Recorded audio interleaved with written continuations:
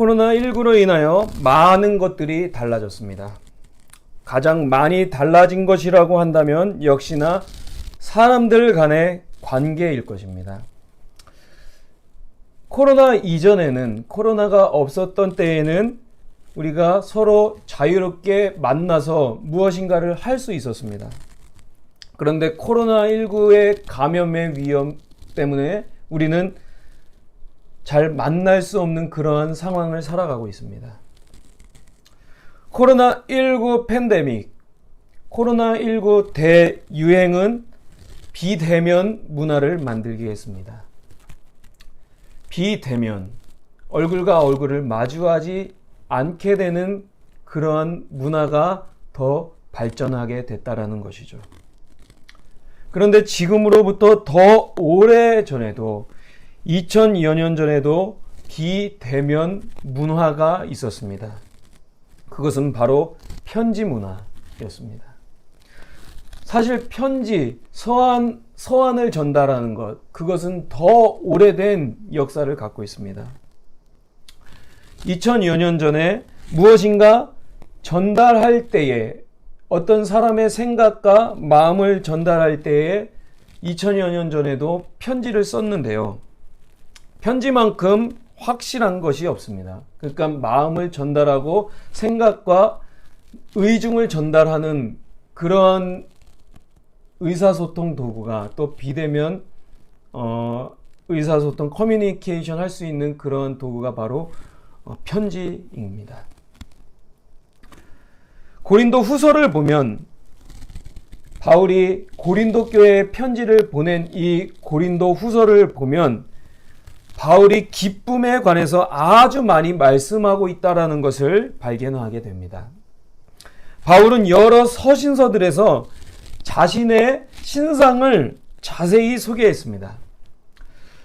그런데 고린도 후서 1장 24절 말씀에 보면 바울이 고린도 교회에 나는 이러한 자다라고 이렇게 소개했는데, 자신을 가리켜서, 바울 자신을 가리켜서 기쁨을 돕는 자라고 소개합니다. 개인적으로 저 개인적으로 많은 목회자들, 신학자들, 교수님들이 계신데 개인적으로 존 파이퍼 목사님을 좋아하는데요. 존 파이퍼 많은 책들을 썼습니다.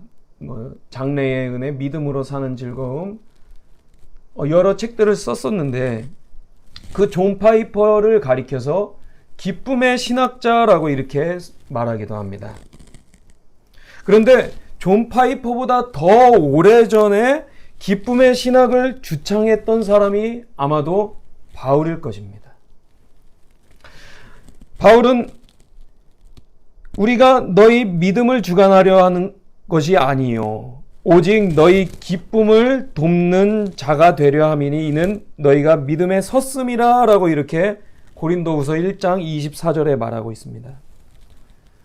그러니까 바울이 복음을 고린도 교회에 전해줘서 그 복음을 듣고 예수 그리스도를 알게 되고 또 거듭난 사람들의 기쁨을 돕기 위해 바울은 그들과 곁에 있으면서 하나님의 말씀을 가르치고 또 복음에 대해서 알려주었던 사람이 바로 바울이었던 것이죠. 그는 복음을 전한 다음에 예수님을 믿는 기쁨, 예수님 안에 살아가는 기쁨을 돕기 위해 복음을 들었던 사람들과 함께 지내면서 그 기쁨, 예수님 안에 있는 기쁨, 말씀 안에 있는 기쁨을 고린도 교회의 성도들에게 알려주었고 또 그 성도들과 함께 있었던 바울은 기쁨 가운데 하나님의 말씀을 나누는 기쁨, 그 말씀과 함께하는 기쁨을 누리고 있었다라는 것이죠. 그런데 바울 서신서를 잘 읽어보면 바울은 기뻐할 조건보다는 눈물 흘리고 고통 가운데, 아픔 가운데, 또 염려 가운데 그는 더 많이 놓여져 있었습니다. 그는 예수님을 전한다는 이유만으로 퇴장을 맞기도 했고요. 그러니까 막대기로 40대에서 한 대를 감한 39대를 맞기도 했고요. 그는 감옥에 갇히기도 했으며 또한 법정 앞에 서기도 했습니다. 예수님을 만나기 전에는 그러한 위협과 그러한 고난이 별로 없었던 것 같아요. 오히려 예수님을 만났던 사람, 그리고 예수님을 믿었던 사람, 스데반을 죽이려고 했던 사람이 바로 사울 바울이고요. 그 이후에 그는 예수님을 만나고 고난과 또 감옥과 법정 앞에 서게 되는 날이 많았다라는 것입니다. 그러한 조건을 보면 그는 기뻐할 이유가 전혀 없었습니다. 여러분, 감옥에서 기뻐할 수 있는 사람이 얼마나 될까요? 그리고 매를 맞으면서 기뻐할 수 있는 사람이 얼마나 될까요? 그런데 바울은 그런 조건과 환경으로 인한 기쁨을 누렸던 것이 아니라 예수님으로 인한 죄사함의 기쁨, 예수님으로 인한 구원의 기쁨 가운데 그는 살았던 것입니다. 그래서 그 구원의 기쁨, 그 복음을 전할 때마다 기뻤던 것이고, 고린도 교회가 그 복음을 기억하기를 바랬던 사람이 바로 바울이었습니다. 그는 예수님을 만났던 기쁨, 구원의 기쁨, 죄 용서의 기쁨을 마음속 깊이 간직했던 사람이었던 것이죠. 그러다가 바울이 다른 곳으로 떠나면 그곳에서도 교회가 세워지고 그곳에서도 예수님을 알게 된 사람들이 우후죽순으로 늘어가는 때에 고린도 교회는 바울이 떠나자 시기와 다툼과 분쟁으로 서로를 원망하고 있었기도 했고, 또 바울의 사도성을 의심했던 사람들이 바로 고린도 교회의 성도들이었습니다. 이러한 소식이 들려오자 바울은 근심하고 염려하지 않을 수 없었습니다. 자신이 복음을 전해줘서 세워진 교회가 시기와 분쟁과 그러한 아픔 가운데에 놓여지게 되자 그는 고린도 후서를 쓰게 된 것입니다. 분쟁하고 있었고 시기하고 있었고 다툼이 있었던 그 교회, 고린도 교회. 그 교회는 예수 그리스도를 믿는 사람들이었음에도 그렇게 싸우고 다투고 있었던 것입니다. 여러분, 싸움이 더 커지면 전쟁이 되죠. 총성 없는 전쟁이 없습니다. 총 없는 전쟁은 없어요. 그것처럼 말 없는 분쟁도 없습니다.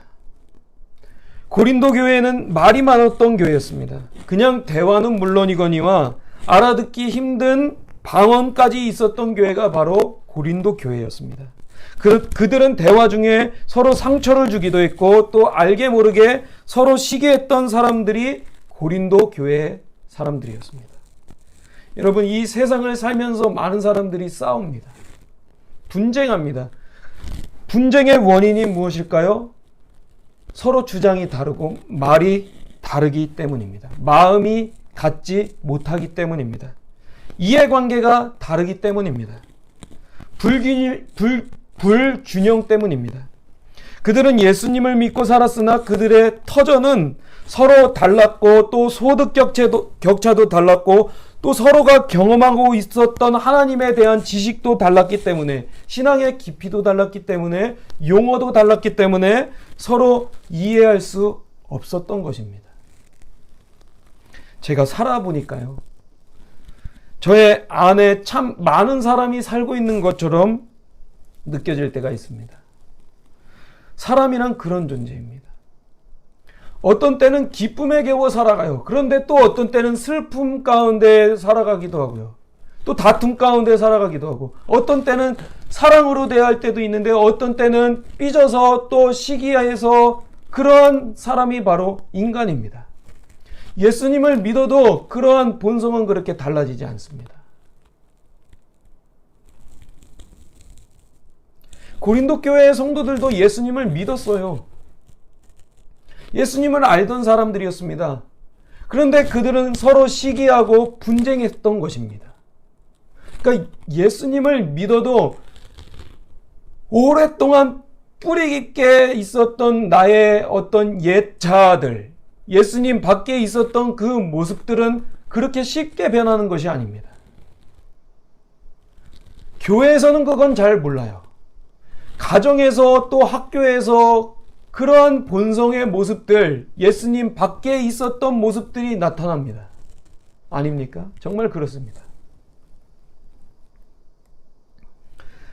바울에게 복음을 들었었던 고린도 교회 성도들, 바울과 함께 있었을 때는 정말 기쁘고 즐거웠을 것입니다. 나를 애워싸던 그 죄에서 구원해 준 분이 예수님이라는 사실을 알게 되자 정말 어떤 신세계를 맛보았던 것이죠. 하나님 안에 있는 기쁨, 하나님 안에 있는 즐거움을 그들은 누렸던 것입니다. 그리고 하나님의 말씀을 배우면서 세상이 이러이러해서 창조되었구나. 예수님께서 이 세상에 오셔서 구원하신 세상, 그 세상 가운데 우리는 이렇게 사는 게 맞겠구나. 인생의 해답을 얻고 그들은 자신들이 있었던 곳에서 하나님을 기억하며 예수님을 기억하며 말씀을 기억하며 살고 있었는데, 바울이 떠나게 되자 그 말씀이 주는 기쁨과 즐거움과 구원의 감격들이 점점 사그러들어지고 옛자들, 예수님 밖에 있었던 모습들이 나타나게 되자 그들은 시기하고 분쟁했던 것입니다. 여러분, 언제가 제일 기쁘신가요? 수고의 대가를 받는 월급날이 가장 기쁘실 것입니다. 그리고 내가 기도하던 문제가 해결됐을 때 기쁠 것입니다. 누구나 문제가 해결되면 기쁩니다. 시험 보는 학생들이 가장 기쁠 때는 높은 점수를 받았을 때이지 시험을 준비하며 공부할 때가 아닐 거예요. 그렇죠? 직장인들은 출근할 때 별로 기쁘지 않을 거예요. 그런데 일을 마치고 퇴근할 때 기쁠 것입니다. 그런데 이 기쁨에는요, 어떤 속성이 있냐면 고갈되는 성격이 있습니다.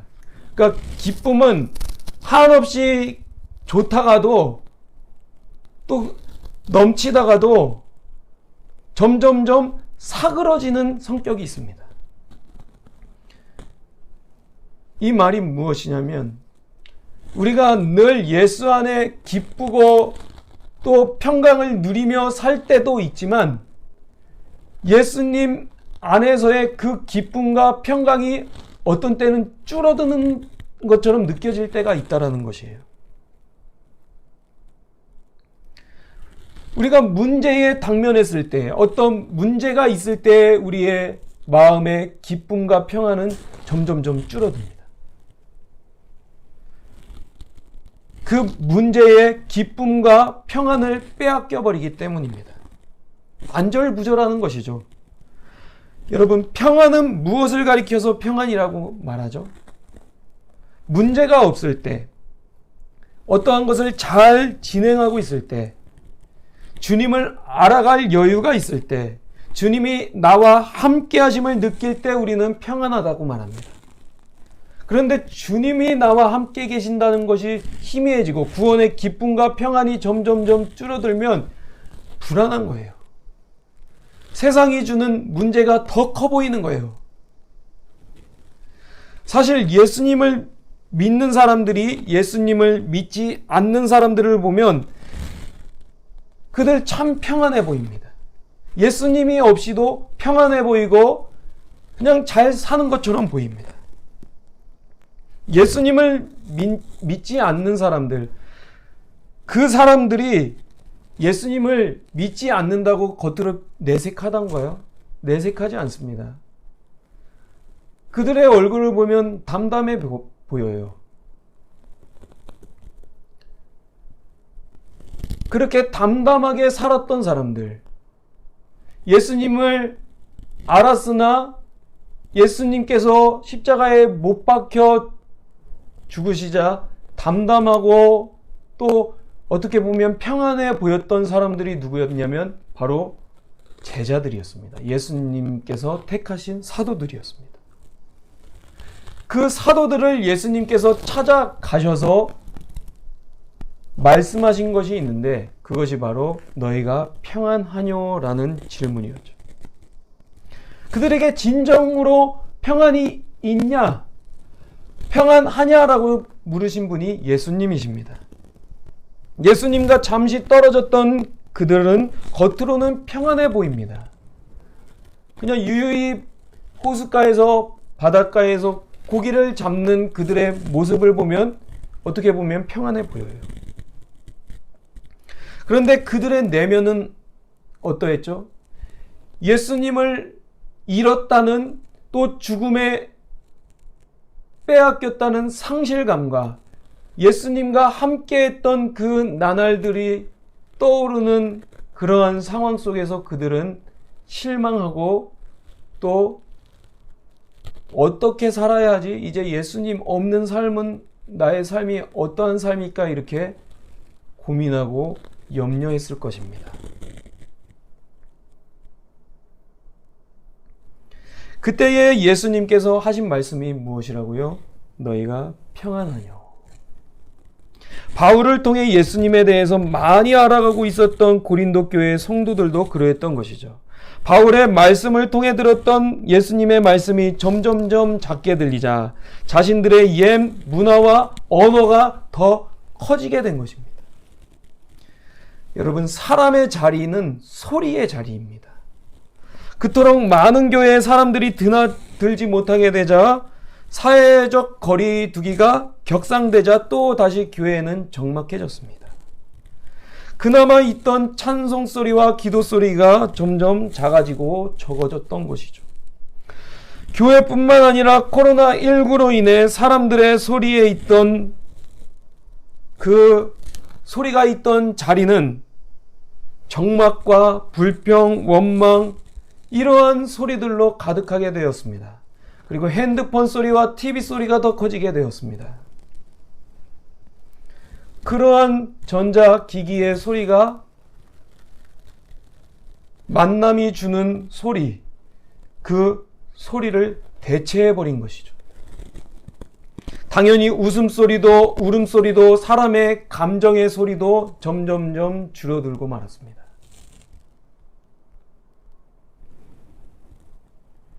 소리가 작아졌다라는 것은, 소리가 없어졌다라는 것은 생동감이 없어졌다, 사라졌다, 줄어들었다라는 것을 의미합니다. 그런데 그 소리를 담는 것이 무엇이죠? 요즘 핸드폰이나 스마트폰 또 TV와 같은 것들인데 현장과 비교할 수 있던가요? 비교할 수 없습니다. 바울이 함께 있었을 당시엔 고린도 교회의 성도들도 기뻤고 복음으로 충만했으나 바울이 떠나자 복음이 떠난 것처럼 그들의 삶은 시기와 분쟁과 다툼, 그러한 아픔 가운데 분쟁 가운데 놓였던 사람들이 고린도 교회의 사람들이었습니다.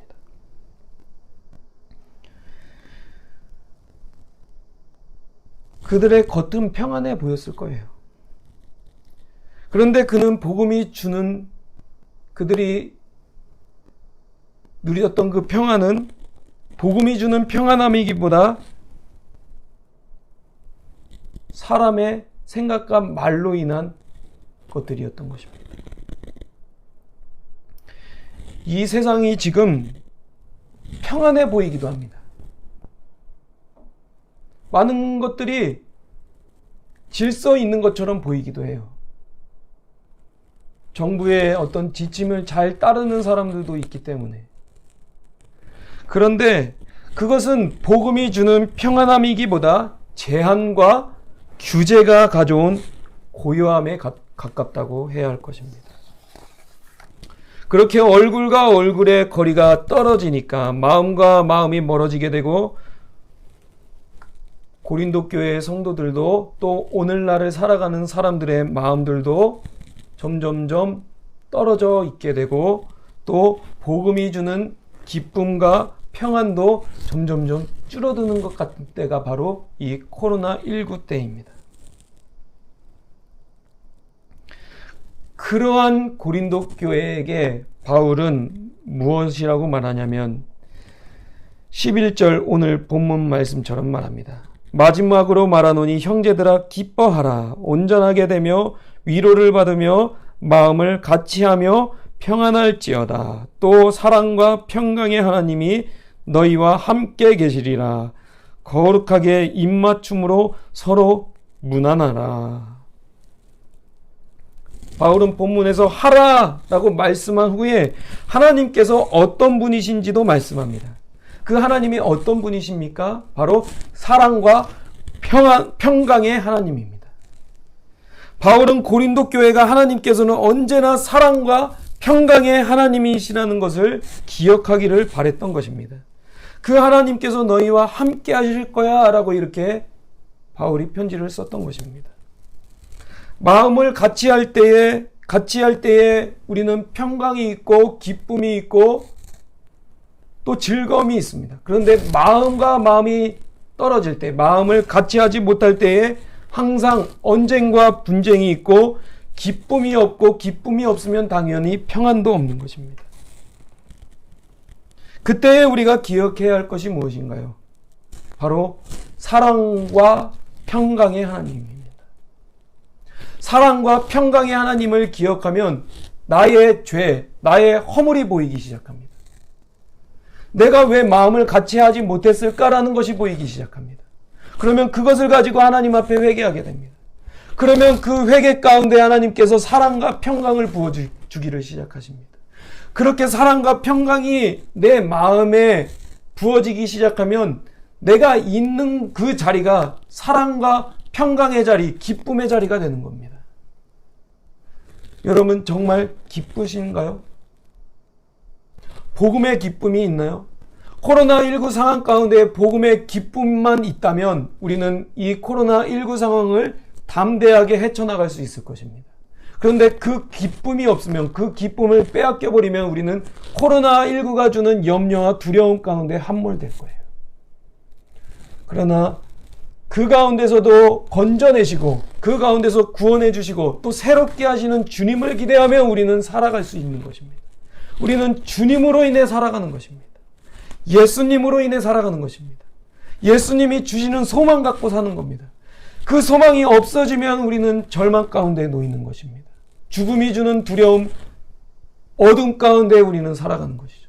그러나 그 어둠에서 건지신 주님이 우리를 이끄시기에 우리는 그 소망 가지고 사는 것입니다.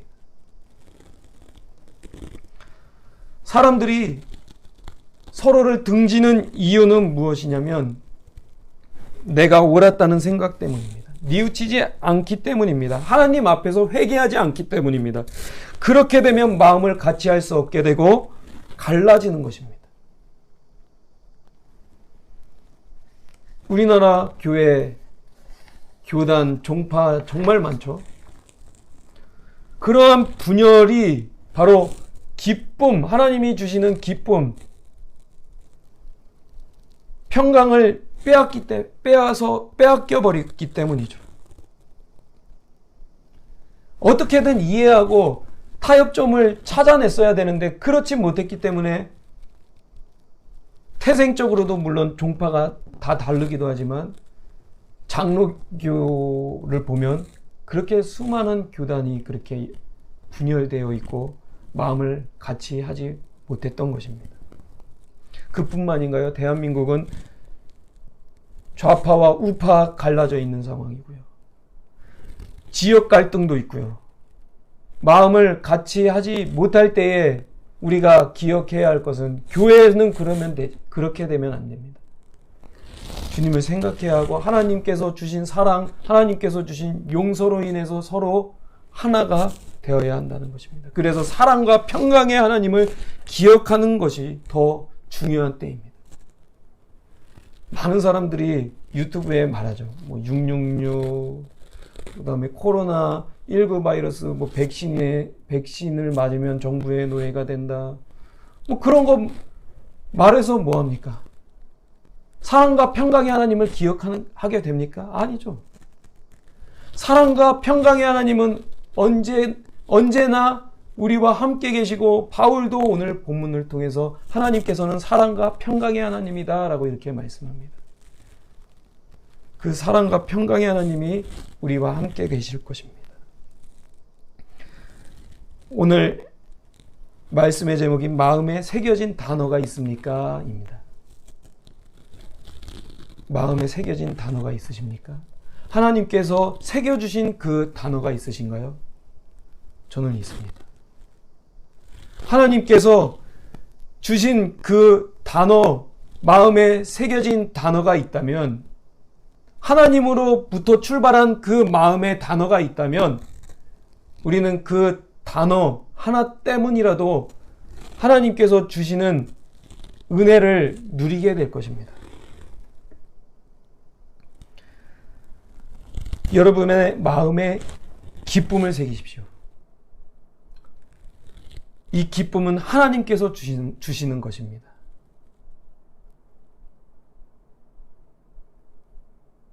마귀는 기쁨을 주지 못합니다.